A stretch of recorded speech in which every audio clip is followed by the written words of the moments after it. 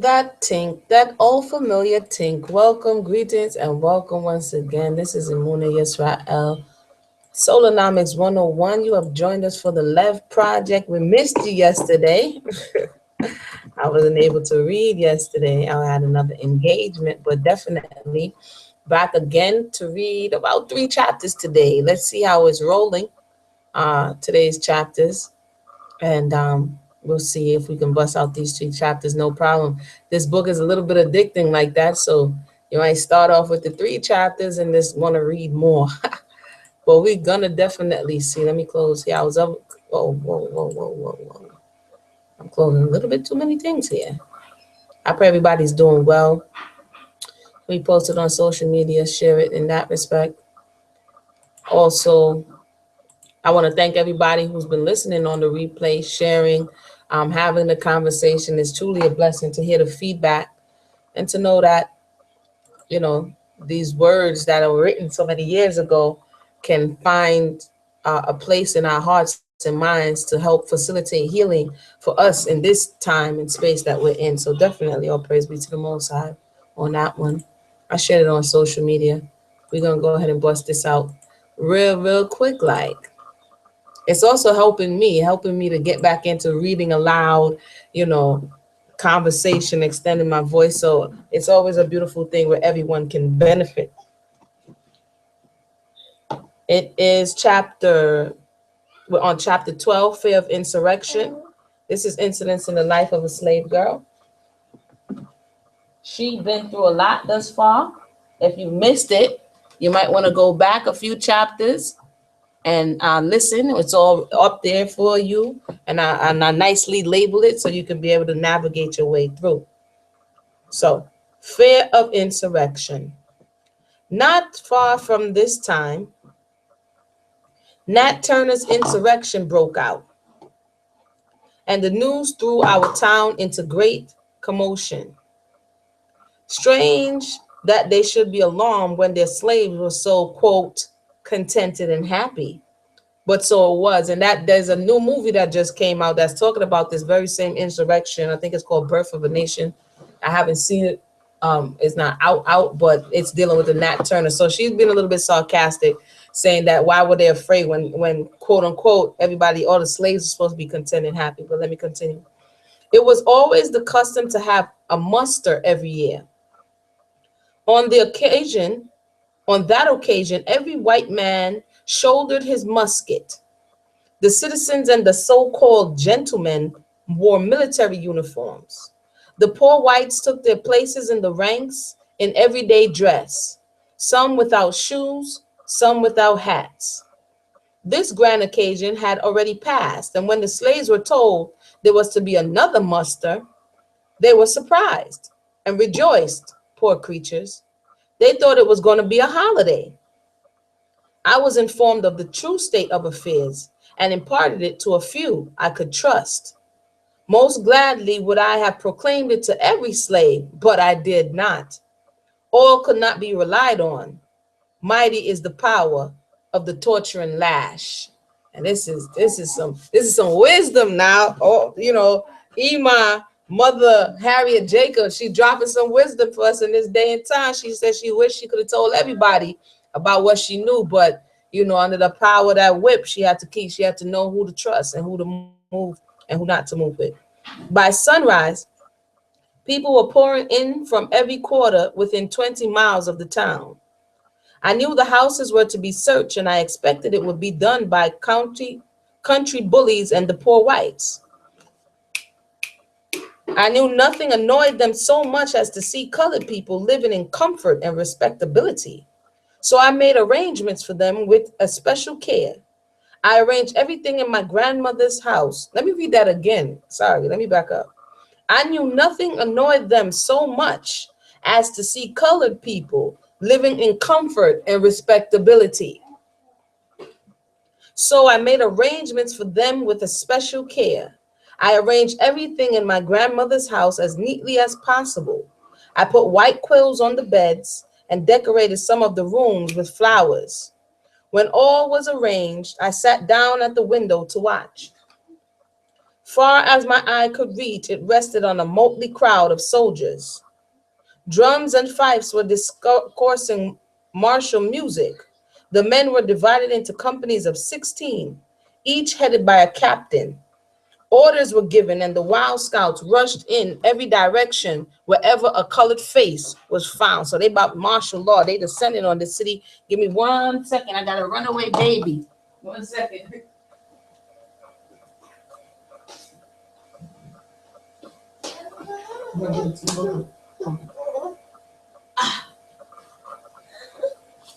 All right, we captured that. Okay. It was a grand opportunity for the low whites who had no Negroes of their own to scourge. They, they exulted in such a chance to exercise a little brief authority and show their subserviency to the slaveholders, not reflecting that the power which trampled on the colored people also kept themselves in poverty, ignorance, and moral degradation. Those who never witnessed such scenes can hardly believe that what I know was inflicted at this time on innocent men, women, and children against whom there was not the slightest ground for suspicion. Colored people and slaves who lived in remote parts of town suffered in an especial manner. In some cases, the searchers scattered powder and shot among their clothes, and then sent other parties to find them and bring them forward as proof that they were plotting insurrections. So they was planting evidence. Everywhere, men, women, and children were whipped till the blood stood in pools at their feet. Some received 500 lashes. Others were tied hands and feet and tortured with bucking paddle, which blistered the skin terribly. The dwellings of the colored people, unless they happened to be protected by some influential white person who was nigh at hand, were robbed of clothing and everything else the marauders thought worth carrying off. All day long, these unfeeling wretches went round like a troop of demons, terrifying and tormenting the helpless. At night, they formed themselves into patrol bands and went wherever they chose among the colored people, acting out their brutal will. Many women hid themselves in woods and swamps to keep out of their way. If any of the husbands or fathers told of these outrages, they were tied up to the public whipping post and cruelly scourged for telling lies about white men. The consternation was universal. No two people that had the slightest tinge of color in their faces dared to be seen talking together. I entertained no positive fears about our household because we were in the midst of white families who would protect us. We were ready to receive the soldiers whenever they came.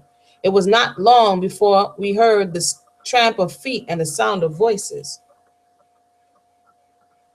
The door was rudely pushed open, and in they tumbled like a pack of hungry wolves.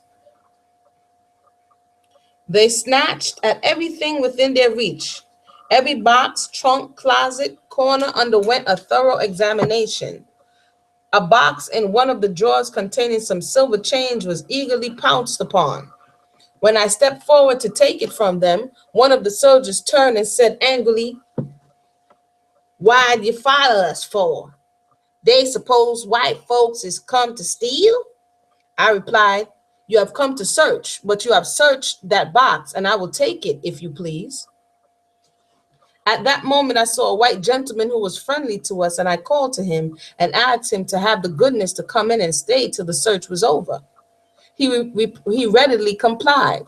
His entrance into the house brought in the captain of the company, whose business it was to guard the outside of the house and see that none of the inmates left it. This officer was Mr. Litch, the wealthy slave owner who I mentioned in the account of the neighboring planters as being notorious for his cruelty. He felt above soiling his hands with the search. He merely gave orders, and if a bit of writing was discovered, it was carried to him by his ignorant followers who were unable to read. My grandmother had a large trunk of bedding and tablecloths. When that was opened, there was a great shout of surprise, and one exclaimed, Where'd the damn niggas get all this sheet and tablecloth? I'm sorry, that's how it's written.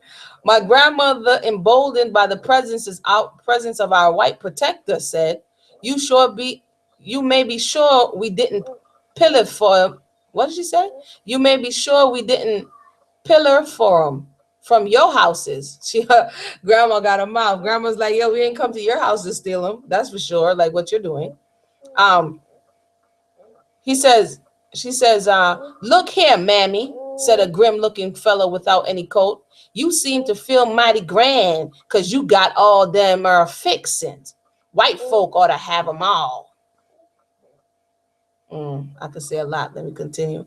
His remarks were interrupted by a chorus of voices shouting, "We's got him! We's got him! This here y'all got letters!" Or "This here yellow gal got letters."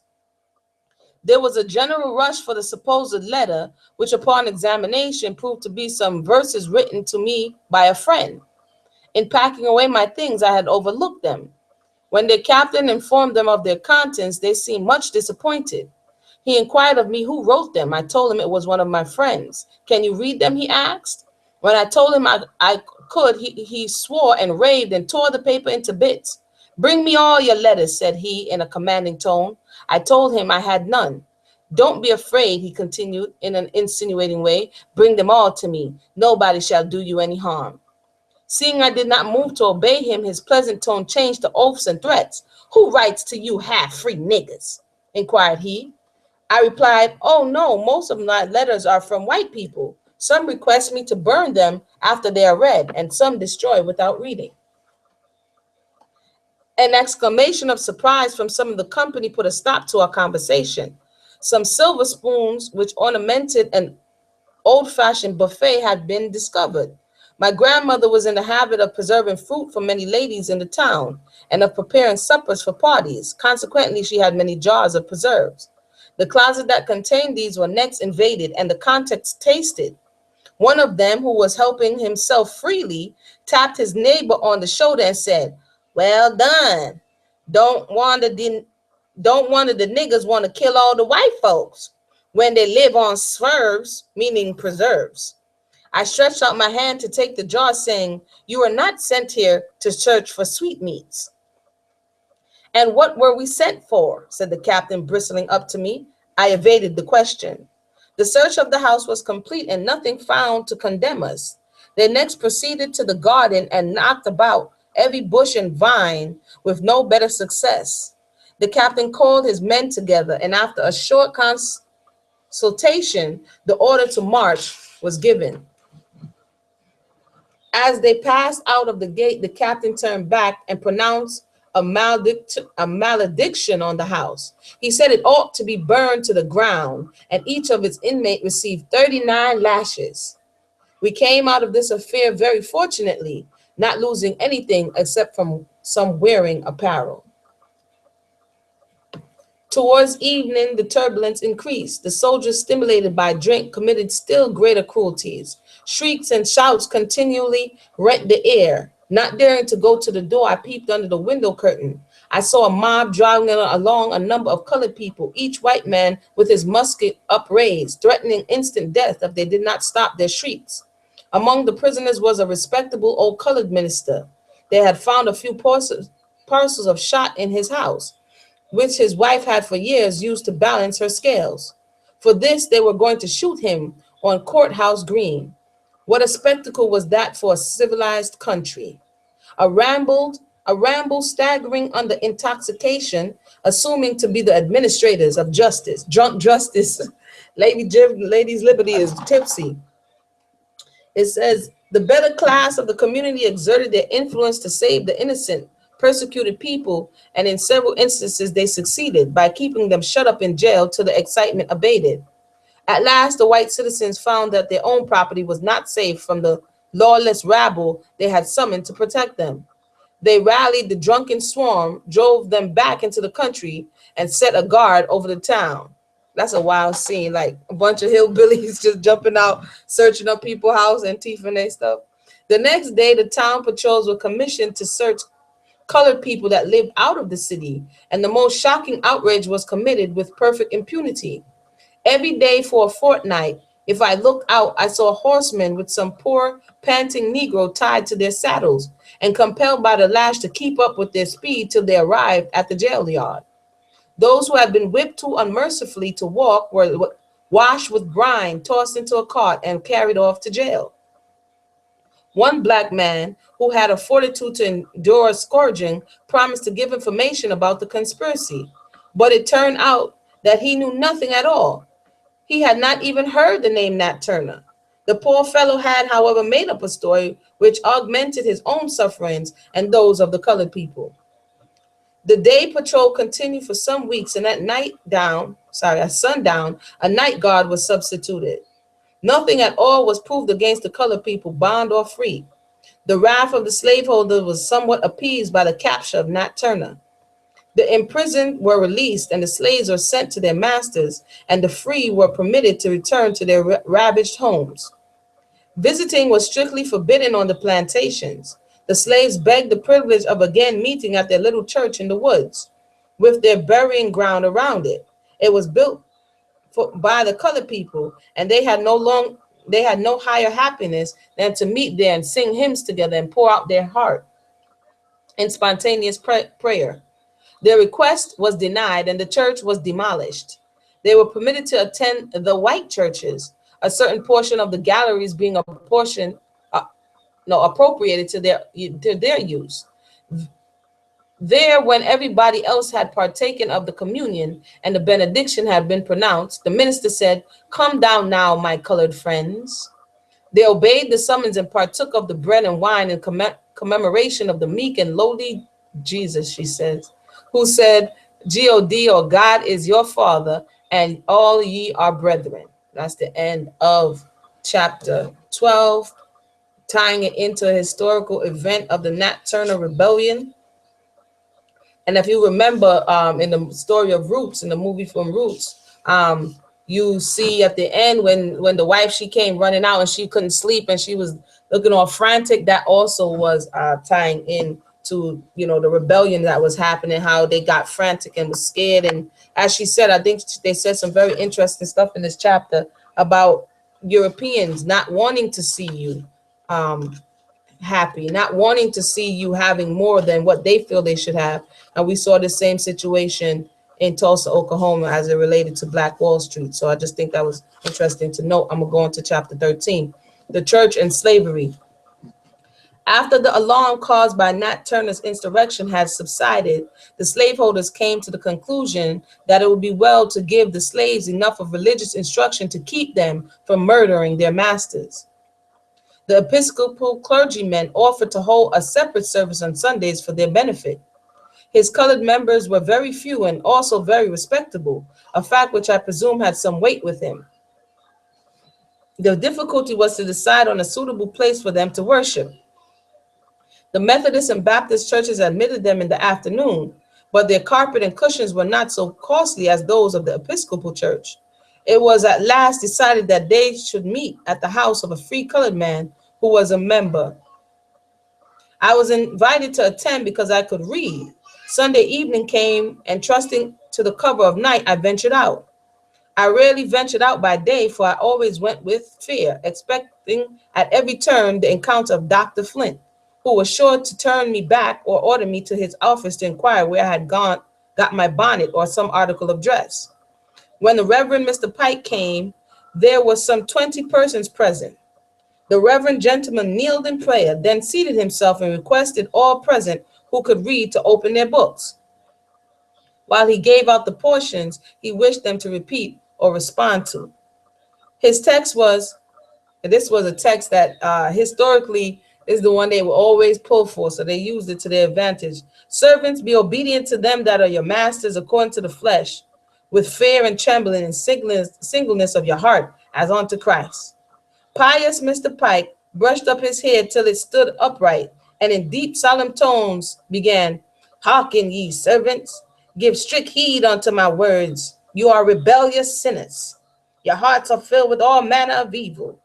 'Tis the devil who tempts you. God is angry with you, and you will surely punish you if you don't forsake your wicked ways. You that live in town are eye servants behind your master's back. Instead of serving your master faithfully, which is pleasing in the sight of your heavenly master, you are idle and you shirk your work. God sees you. You tell lies. God hears you. Instead of being engaged in worshiping him, you are hidden away somewhere feasting on your master's substance, tossing coffee grounds with some wicked fortune teller, or cutting cards with another old hag. Your master may not find you out, but God sees you and will punish you. Oh, the depravity of your hearts. When your master's work is done, you are quietly together thinking of the goodness of God. When your master's work is done, are you quietly together thinking of the goodness of God in such sinful creatures? No. You are quarreling and tying up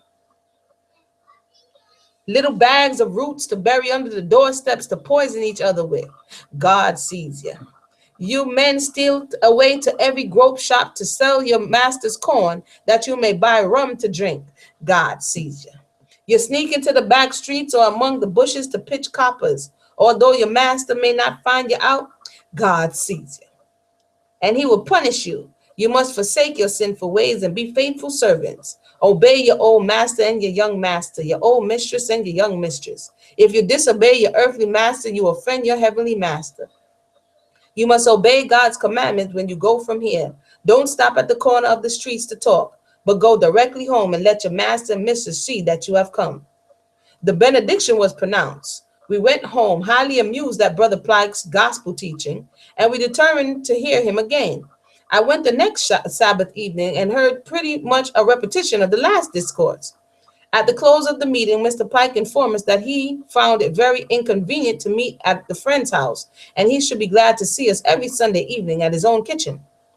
I went home with the feeling that I had heard the Reverend Mr. Pike for the last time. Some of his members repaired to his house and found that the kitchen sported 2 tallow candles the first time. I'm sure since its present occupant owned it, for the servants never had anything but pine knots.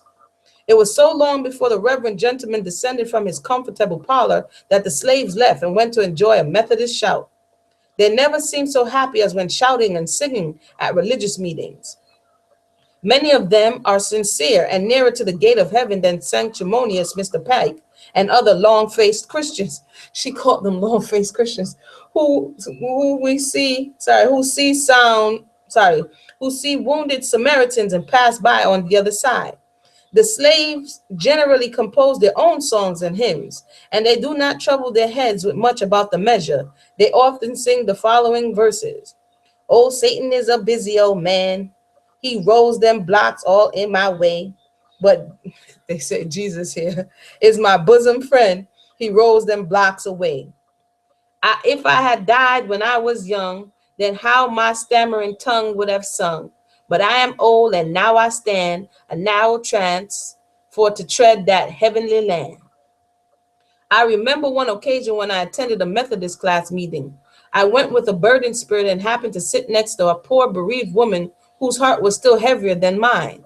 The class leader was the town constable, a man who brought and sold slaves, who whipped his brethren and sisters of the church at the pub. I can't. I'm sorry. The leader of the church is the dude who whips people. The class leader was the town constable, a man who bought and sold slaves, who whipped his brethren and sisters of the church at the public whipping post, in jail or out of jail. He was ready to perform that Christian office anywhere for 50 cents. This white-faced, black-hearted brother came near us and said to the stricken woman, "Sister, you can't tell us how the Lord deals with your soul. Do you love him as you did formerly?" She rose to her feet and said in a pious tone, "My Lord and Master, help me. My load is more than I can bear. God has hid himself from me, and I have left in darkness and misery."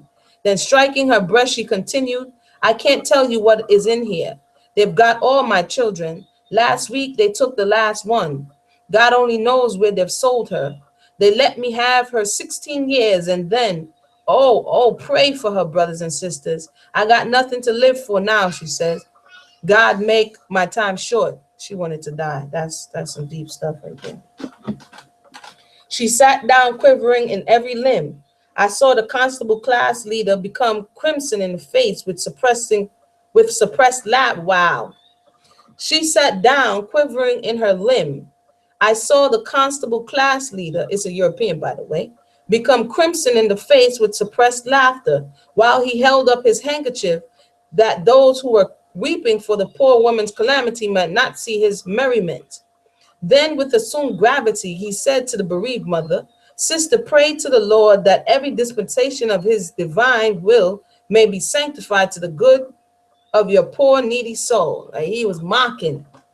The congregation struck up a hymn and sung as though they were free as the bird that rabbled around us. Oh, Satan thought this is the song they sung now. Oh, Satan thought he had a mighty aim. He missed my soul and caught my sins. Cry, amen, amen to God, they say. He took my sins upon his back, went muttering and grumbling down to hell. Cry, amen to God. Oh, Satan's church is here below. Up to God's free church, I hope to go. Cry, amen to God. Precious are such moments to the poor slaves. If you were to hear them at such times, you might think they were happy. But can that hour of singing and shouting sustain them through the dreary week, toiling without wages under constant dread of the lash? The Episcopal clergyman, who ever since my earliest recollection had been a sort of god among the slaveholders, concluded as his family was large that he must go where money was more abundant. A very different clergyman took his place. The change was very agreeable to the colored people, who said, God has sent us a good man this time. They loved him, and their children followed him for a smile or kind word. Even the slaveholders felt his influence. He brought to the rectory 5 slaves. His wife taught them to read and write and to be useful to her and themselves. As soon as he was settled, he turned his attention to the needy slaves around him. He urged upon his parishioners the duty of having a meeting expressly for them every Sunday, with a sermon adapted to their comprehension. After much argument and importunity, it was finally agreed that they might occupy the gallery of the church on Sunday evenings. Many colored people here, hitherto accustomed to attend church, now gladly went to hear the gospel preached. The sermons were simple and they understood them. Moreover, it was the first time they had been addressed as human beings. It was not long before his white parishioners began to be dissatisfied. He was accused of preaching better sermons to the Negroes than he did to them. Oh boy. He honestly confessed that he bestowed more pain upon those sermons than upon any others, for the slaves were reared in such ignorance that it was a difficult task to adapt himself to their comprehension. Dissensions arose in the parish. Some wanted he should preach to them in the evening and to the slaves in the afternoon. In the midst of these disputes, his wife died after a very short illness. Her slaves gathered round her bed, dying bed in great sorrow. She said, I have tried to do good and promote your happiness, and if I have failed, it has not been for want of interest in your welfare. Do not weep for me, but prepare for the new duty that lie before you. I leave you all free. May we meet in a better world. Her liberated slaves were sent away with funds to establish them comfortably. So they emancipated the slaves, her slaves, the 5 that came with them. The colored people will long bless the memory of the truly Christian woman. Soon after her death, her husband preached his farewell sermon, and many tears were shed at his departure. Several years after he passed through our town and preached to his former congregation, in his afternoon sermon, he addressed the colored people. My friends, said he, it affords me great happiness to have an opportunity of speaking to you again. For 2 years, I have been striving to do something for the colored people of my own parish, but nothing is yet accomplished. I have not even preached a sermon to them. Try to live according to the word of God, my friends. Your skin is darker than mine, but God judges men by their hearts, not the color of their skin. This was strange doctrine from a southern pulpit. It was very offensive to slaveholders. They said he and his wife had made fools of their slaves, and that he preached like a fool to the Negroes. I knew an old black man whose piety and childlike trust in God were beautiful to witness. After 53 years old, he joined the Baptist church. He had a most earnest desire to learn to read. He thought he should know how to serve God better if he could only read the Bible. He came to me and begged me to teach him. He said he could not pay me, for he had no money, but he would bring me nice fruit when the season for it came. I asked him if he didn't know it was contrary to the law and that slaves were whipped and imprisoned for teaching each other to read.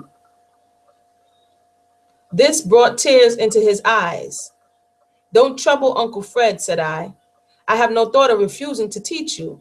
I only told you of the law that you might know the danger and be on your guard. He thought he could plan to come 3 times a week without it being suspected. I selected a quiet nook where no intruder was likely to penetrate, and there I taught him his ABC. Considering his age, his progress was astonishing. As soon as he could spell in 2 syllables, he wanted to spell out the words in the Bible. The happy smile that illuminated his face put joy into my heart. After spelling out a few words, he paused and said, honey, it appears when I can read this good book, I shall be nearer to God. White man is got all the sense. He can learn easy. It ain't easy for an old black man like me. I only wants to read this book, that I may know how to live.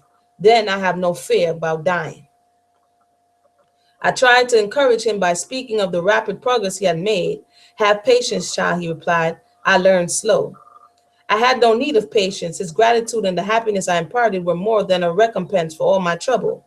At the end of 6 months, he had read through the New Testament and could find any text in it.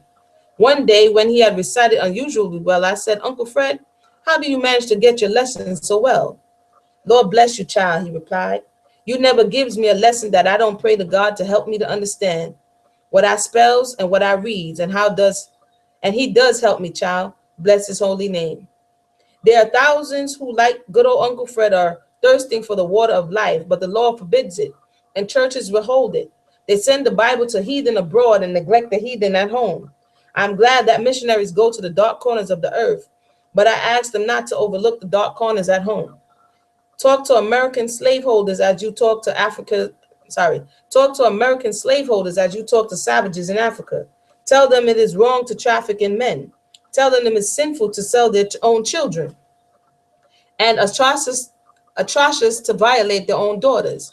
Tell them that all men are brethren and that man has no right to shut out the light of knowledge from his brother. Tell them they are answerable to God for sealing up the fountain of life from souls that are thirsting for it. She calling them into account. There are men who would gladly undertake such missionary work as this, but alas, their number is small. They are hated by the South and would be driven from its soil or dragged to prison to die, as others have been before them. The field is ripe for the harvest and awaits the reapers.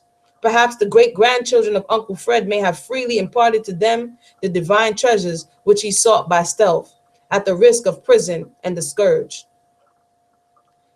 And this is why we're doing the Left Project at this point. She just in 1861, she's describing what we read about earlier. You can see it up there, the different laws in the South of beating, imprisonment for anybody who caught reading, especially in the time during the insurrections and the time during abolitionists in the 1830s and going forward. It became something on law that they wanted to keep you ignorant, wanted to keep you not knowing so that they can control you. As we were reading, she says that they didn't read. That's why we go to a lot of churches in times past. You will see that they don't really read the Bible. It's more, and we see that that is an extension of coming out of slavery, that actually reading the text was not what they went there for. Like she said, it was more of hooping and hollering and an emotional ecstasy to take you away from your reality.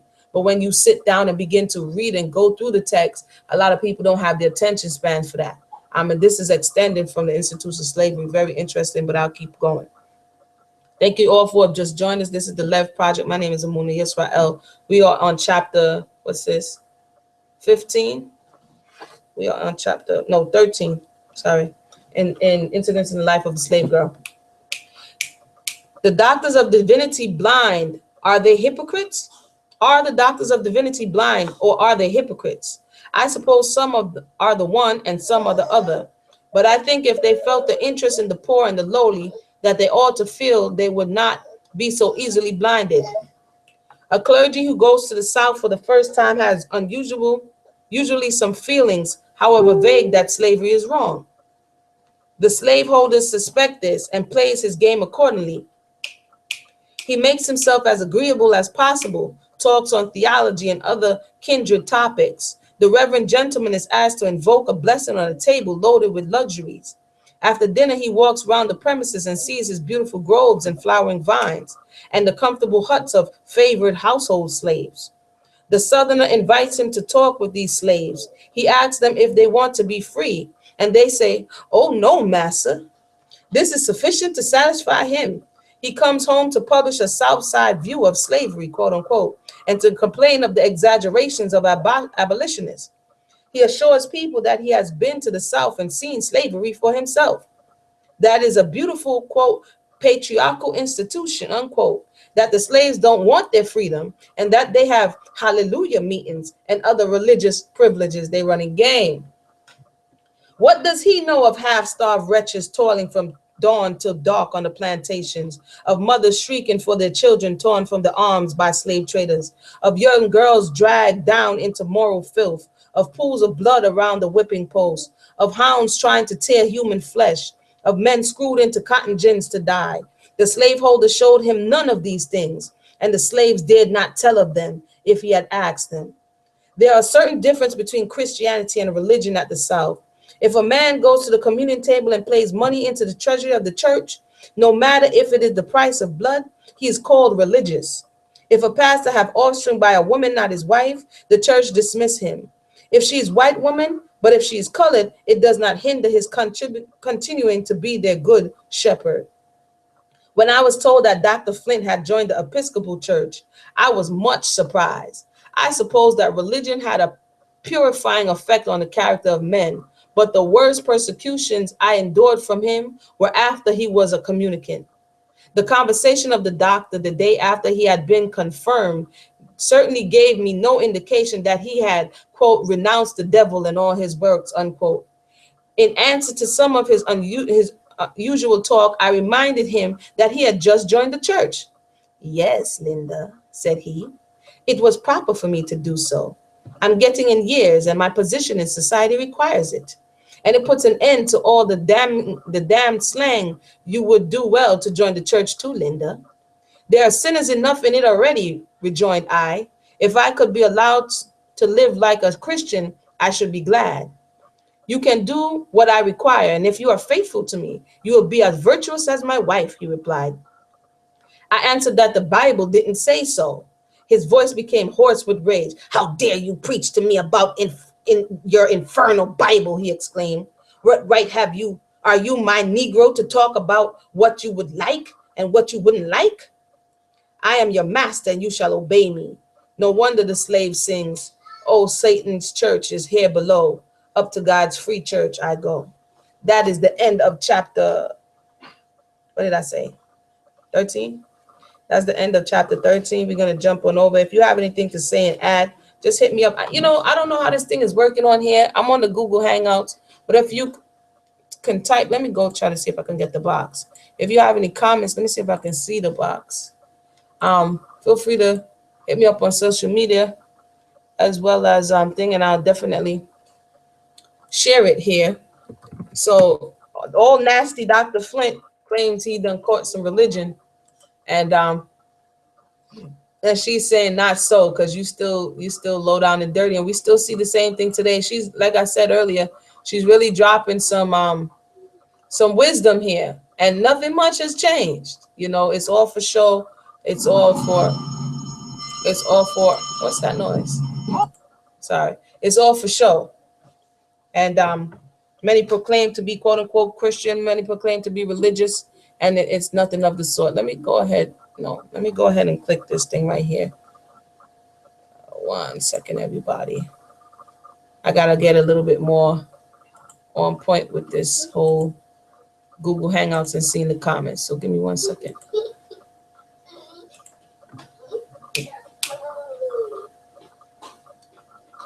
All right. All right, chapter 14, another link to life.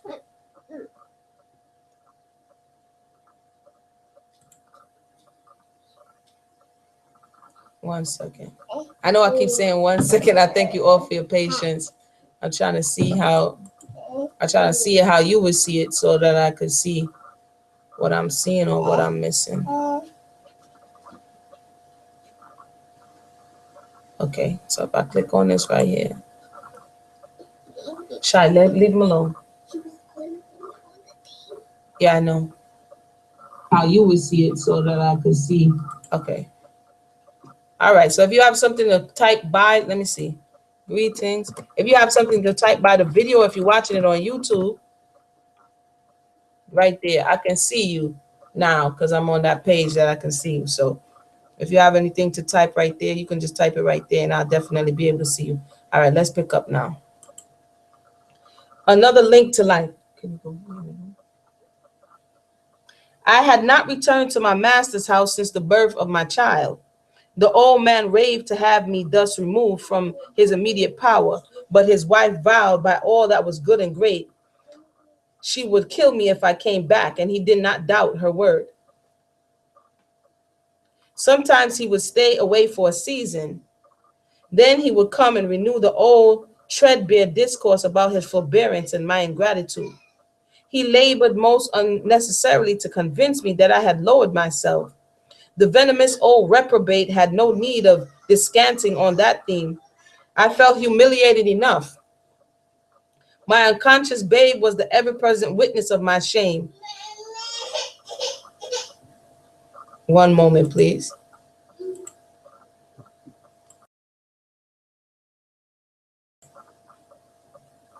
I listened with silent contempt when he talked about my having forfeited his good opinion.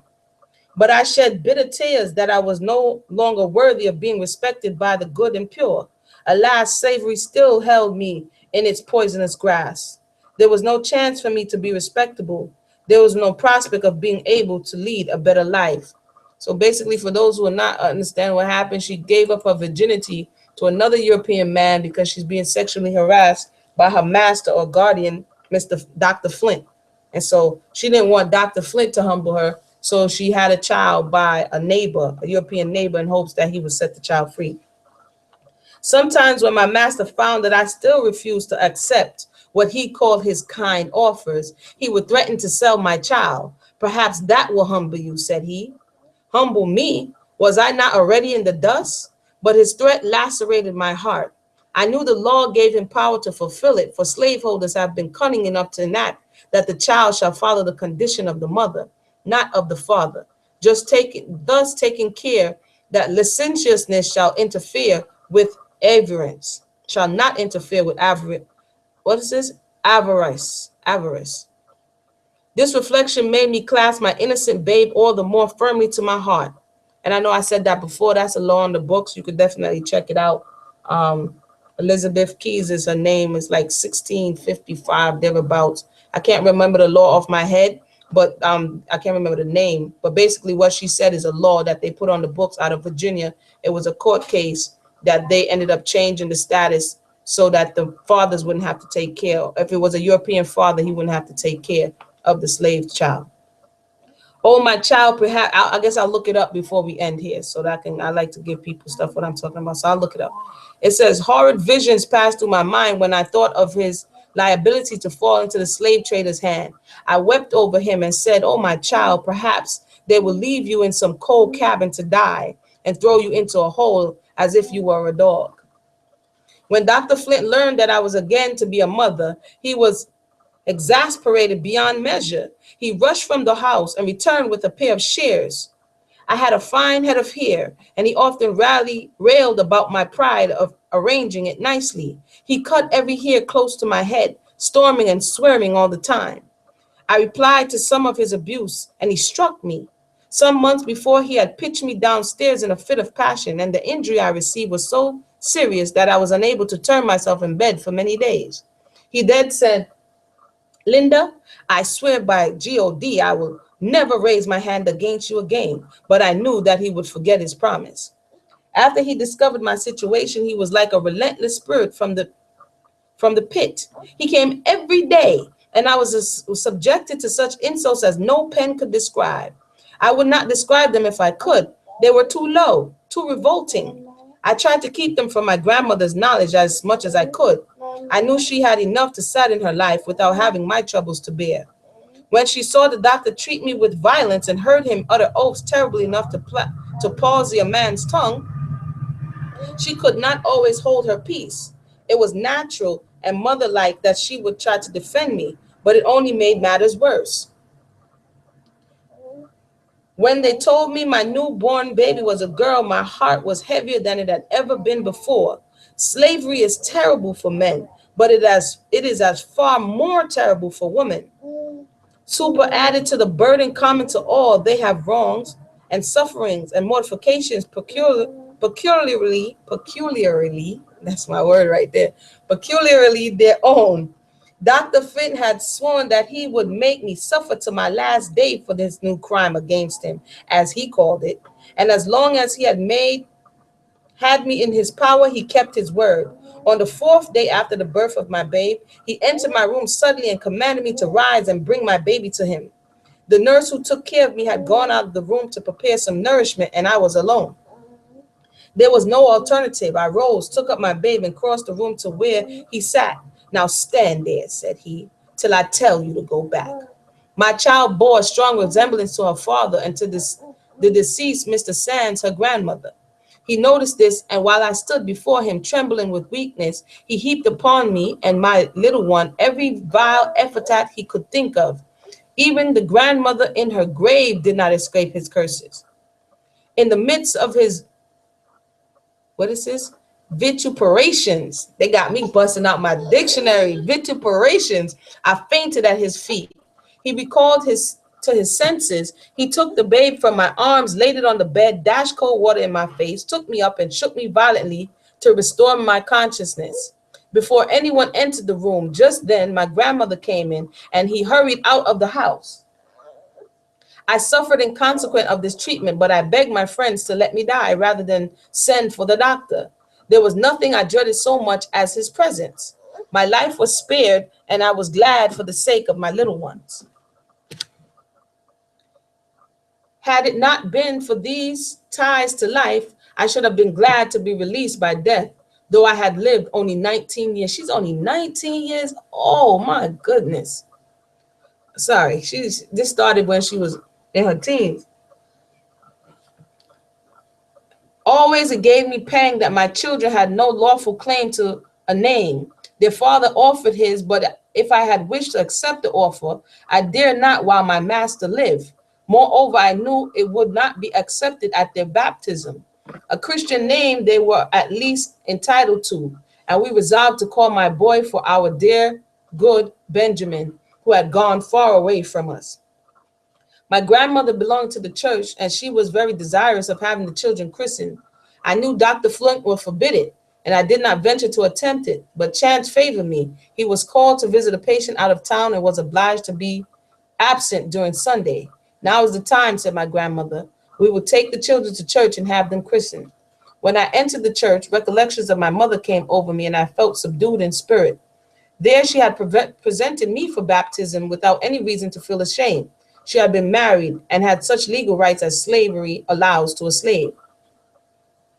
The vows had at least been sacred to her, and she had never violated them.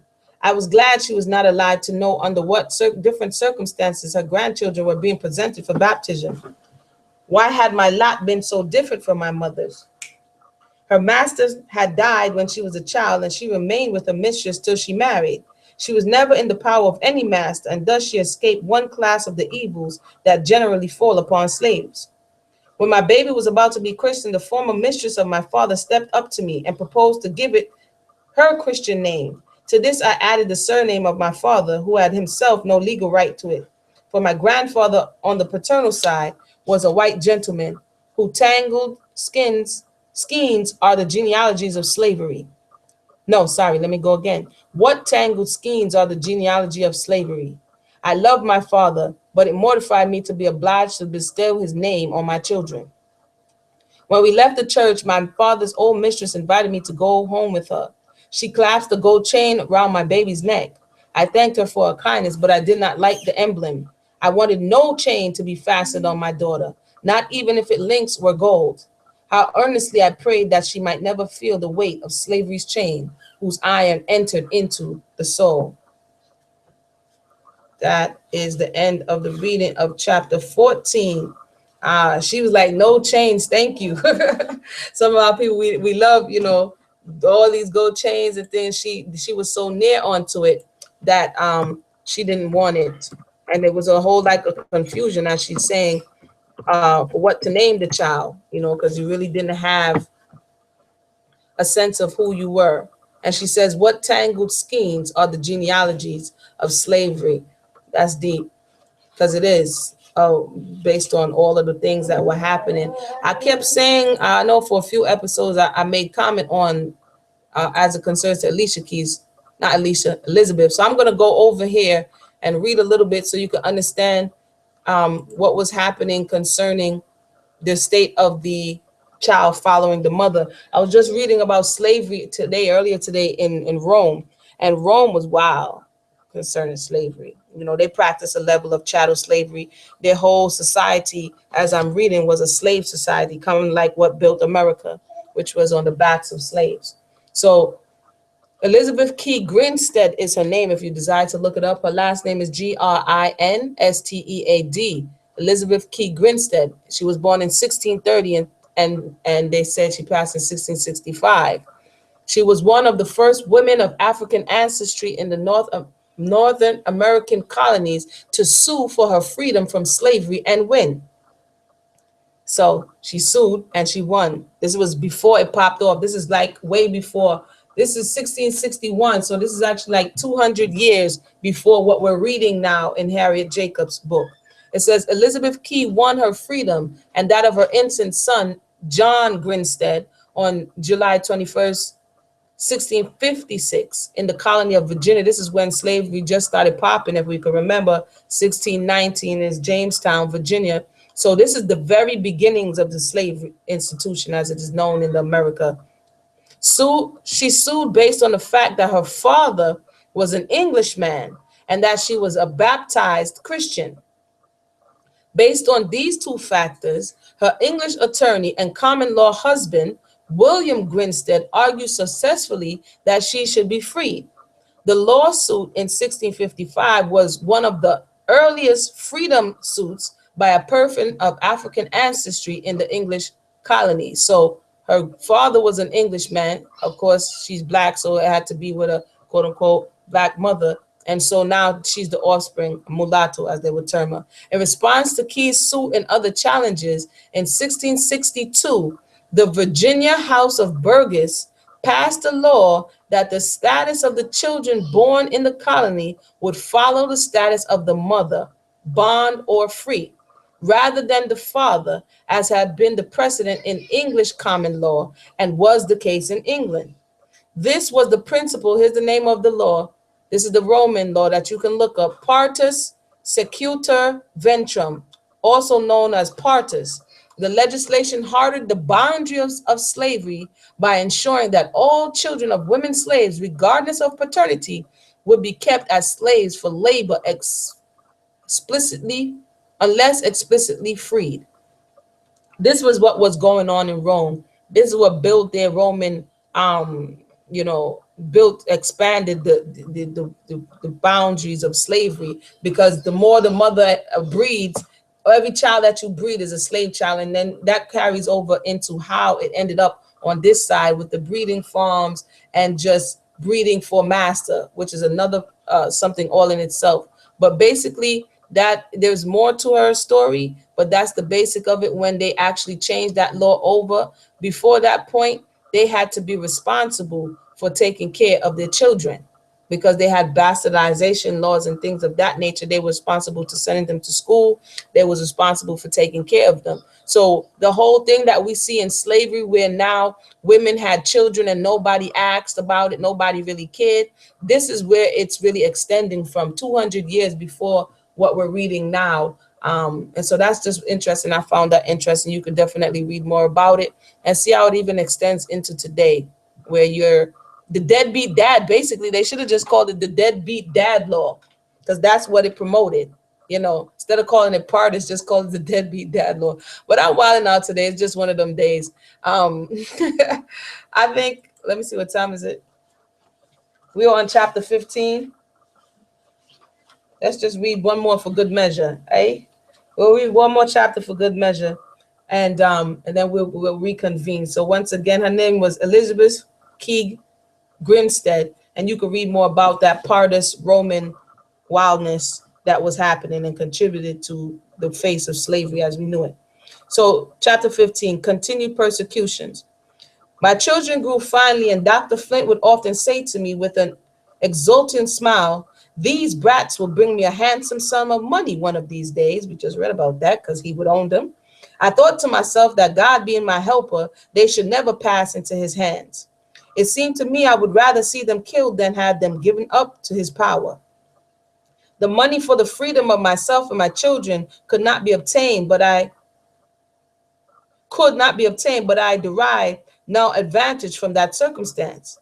Dr. Flint loved money, but he loved power more.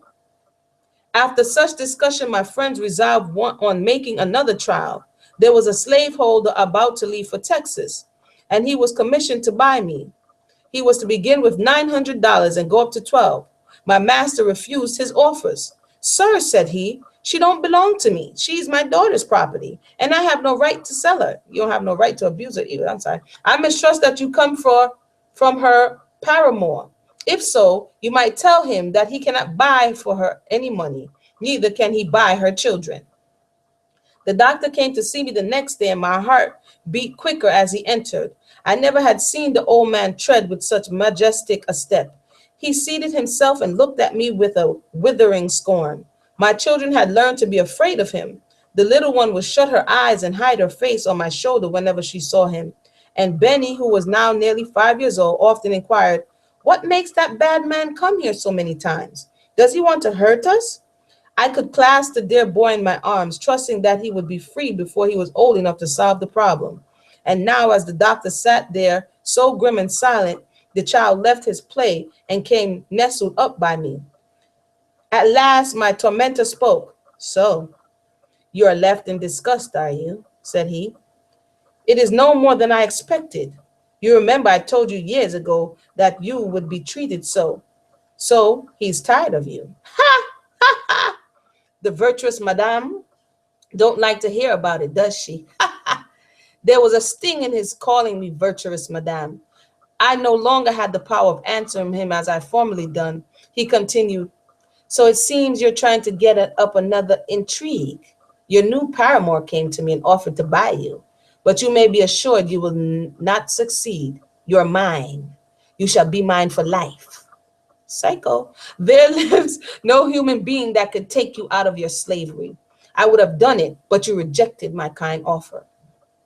I told him I did not wish to get up any intrigue, that I had never seen the man who offered to buy me. "Do you tell me a lie?" he exclaimed. He dragged me from my chair. "Will you say again that you never saw that man?" I answered, "I do say so." He clenched my arm with a volley of oaths. Ben began to scream, and I told him to go to his grandmother. "Don't you stir a step, you little wretch," said he. The child drew nearer to me and put his arms around me as if he wanted to protect me. This was too much for my enraged master. He caught him up and hurled him across the room. I thought he was dead and rushed towards him to take him up. "Not yet," exclaimed the doctor. "Let him lie there till he comes to." Let me go," I screamed, "or I will raise the whole house." I struggled and got away, but he clenched me again. Somebody opened the door and he released me. I picked up my insensible child, and when I turned, my tormentor was gone. Anxiously, I bent over the little form so pale and still. When the brown eyes at last opened, I don't know whether I was very happy. All the doctor's former persecutions were renewed. He came morning, noon, and night. No jealous lover ever watched a rival more closely than he watched me and the unknown slaveholder, and with whom he accused me of wishing to get up an intrigue. When my grandmother was out of the way, he searched every room to find him. In one of his visits, he happened to find a young girl whom he had sold to a trader a few days previous. His statement was that he sold her because she had been too familiar with the overseer. She had a bitter life with him and was glad to be sold. She had no mother and no near ties. She had been torn from all her family years before.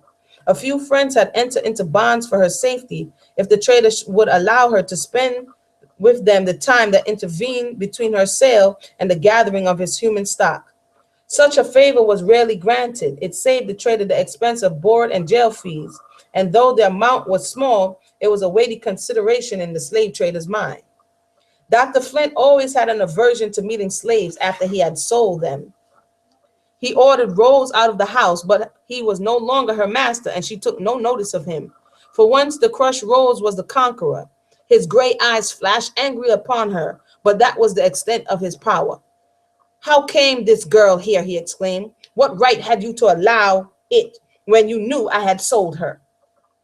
Oh, he didn't want no accountability after he done. Okay. I answered, is my grandmother's house, and Rose came to see her. I have no right to turn anybody out of the doors that comes here for honest purposes. He gave me the blow that would have fallen upon Rose if she had still been his slaves. He boxed her again. My grandmother's attention had been attracted by the loud voices, and she ended in time to see a second blow dealt. She was not a woman to let such an outrage in her house go unrebuked. The doctor undertook to explain that I had been insolent. There goes that word again. Her indignant feelings rose higher and higher and finally boiled over into words. Get out of my house, she exclaimed. Go home and take care of your wife and children, and you will have enough to do without watching my family. He threw the birth of my children in her face and accused her of sanctioning the life I was leading. She told him I was living with her by compulsion of his wife, that he needn't accuse her, for he was the one who to blame. He was the one who had caused all the trouble. She grew more and more excited as she went on. I tell you what, Dr. Flint, she said, you ain't got many more years to live, and you better be saying your prayers. I will take them all and more too to wash the dirt off your soul. Do you know whom you are talking to? He exclaimed. She replied, yes, I know very well who I'm talking to. He left the house in a great rage. I looked at my grandmother. Our eyes met. The angry expression had passed away, but she looked sorrowful and weary of incessant strife. I wondered that it did not lessen her love for me, but it did. But if it did, she never showed it. She was always kind, always ready to sympathize with my troubles. There might have been peace and contentment in that humble home if it had not been for the demon slavery. The winter passed undisturbed by the doctor. The beautiful spring came, and when nature resumes her loveliness, the human soul is apt to revive also. My drooping hopes came to life again with the flowers. I was dreaming of freedom again, more for my children's sake than my own. I planned and planned, obstacle hit against plans. There seemed no way of overcoming them, and yet I hoped. Back came the wily doctor. I was not at home when he called. A friend had invited me to a small party, and to gratify her, I went. To my great consternation, a messenger came to haste to say that Dr. Flint was at my grandmother's house and insisted on seeing me. They did not tell him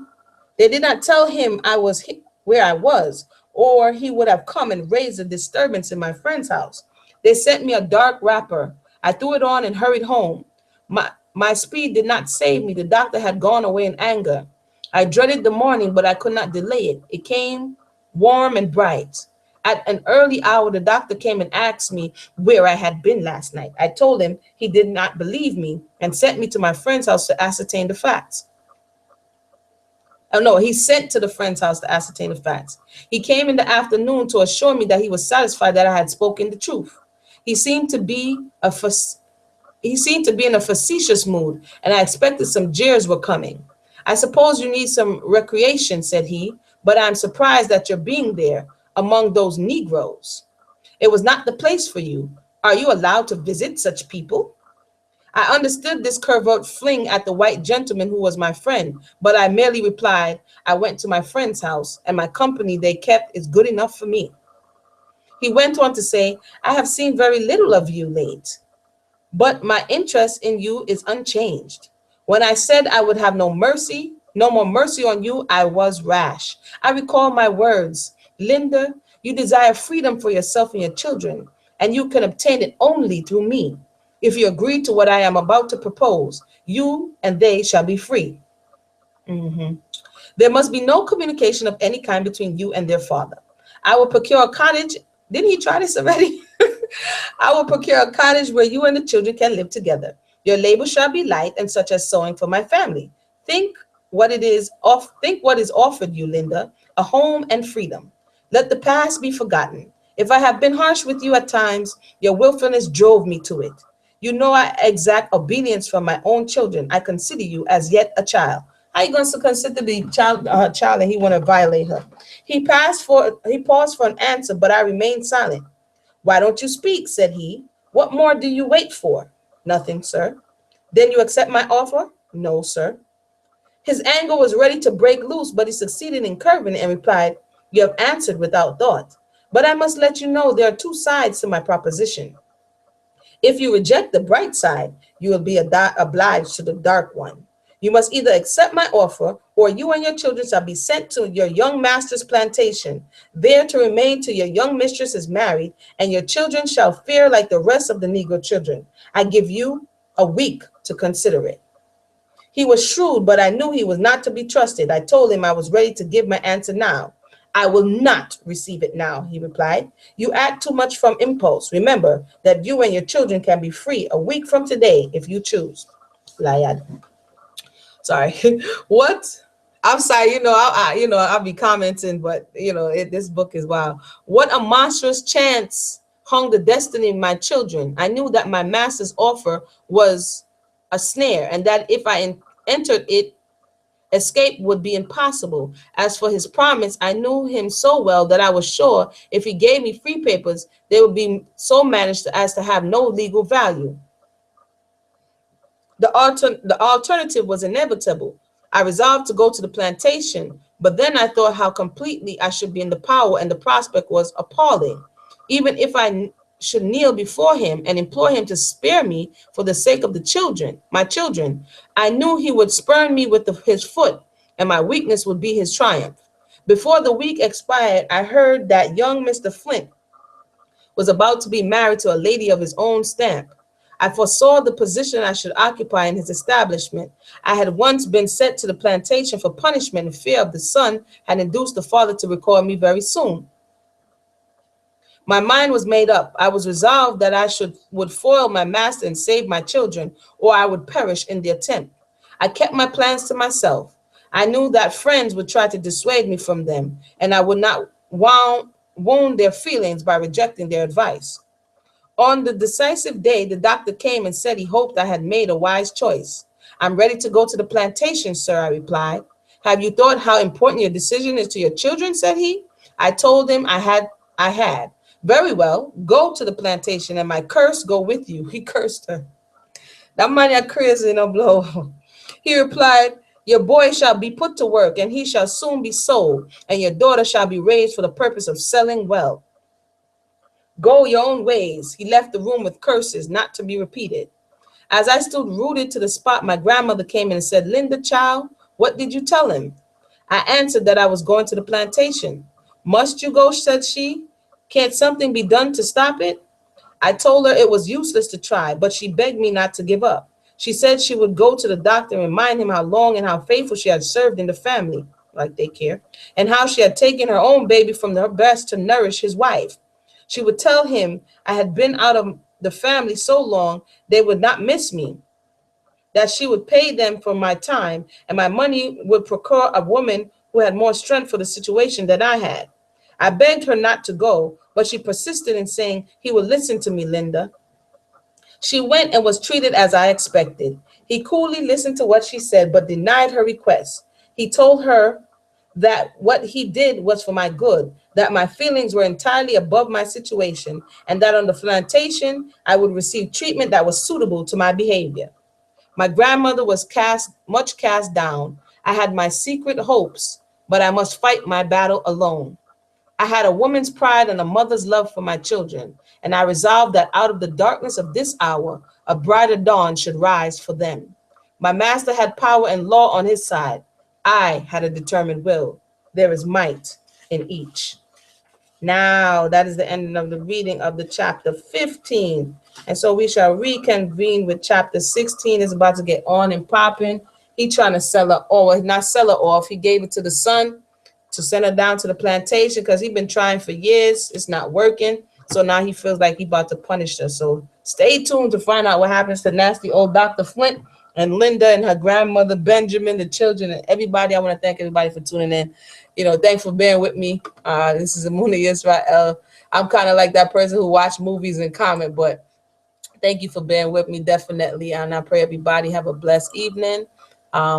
As we continue to learn more, we will suffer the realities of not being able to protect our children. Yeah, this is working now because I see Sister Angelina commented here. So definitely you can put the comments next to the video and I'll be able to see it. And Cain, she suffered the realities. Many slaves suffered the realities, and even on to this day, what she's experiencing, that tearing away of your family, that not really having full control over your household and suffering those realities of not being able to protect your children are very present here today.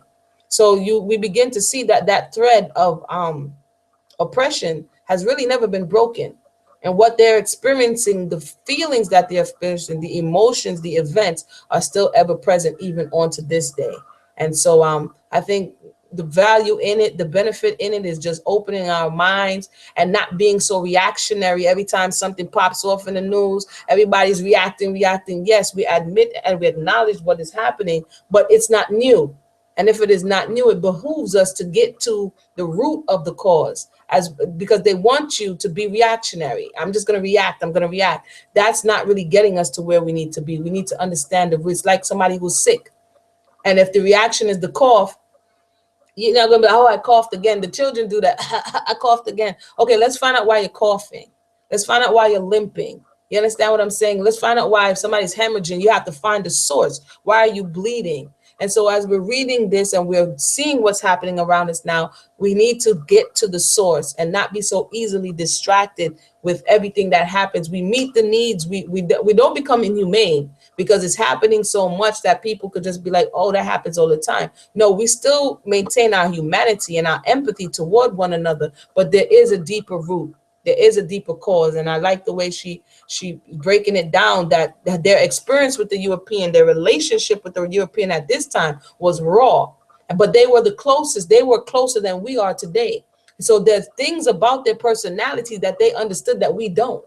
And there were things about each other that they understood, but because we are not in that close quarters, I like to call it, and this is just a Muna theory, and I've been gathering and just talking to different people over the time that I've been doing this study. It's like a domestic abuse relationship. It's a domestically, because as she was in the house, it was under the domestic capacity. A lot of the times these slaveholders, they were business owners, but the business was in their home. It was in their personal farms. So under a domestic capacity, if you look at the domestic abuse victim and you look at that of which even she's describing, it's domestic abuse. And when we look at it through that lens, it will help us to get more understanding about that trauma bond and that relationship with the European, even up until this day. But she understood that they didn't want to see you with anything. So no matter how you try to do the integration thing, it all boils down to, if you have what I perceive to be better than me, because I have this inferiority complex, I'm going to do whatever it takes to pull you down. So we have to allow the annals of history, the lessons and the testimonies of history, to not continue to allow us to continue to repeat the same thought process that our foreparents knew for surety did not work. And that's just real talk. So I guess I feel talkative today, but I'm gonna go ahead and end it. I want to thank everybody for tuning in. Once again, if you're on the live stream and you have something to say, you can put it in the side. It took me a little while to get up on this thing, but I'm there now. Let me just go ahead and check the Facebook, make sure I didn't miss anybody. And I just want to say thank everybody for tuning in. Everybody have a blessed night. I don't see any extra messages. And so until the next time, shalom.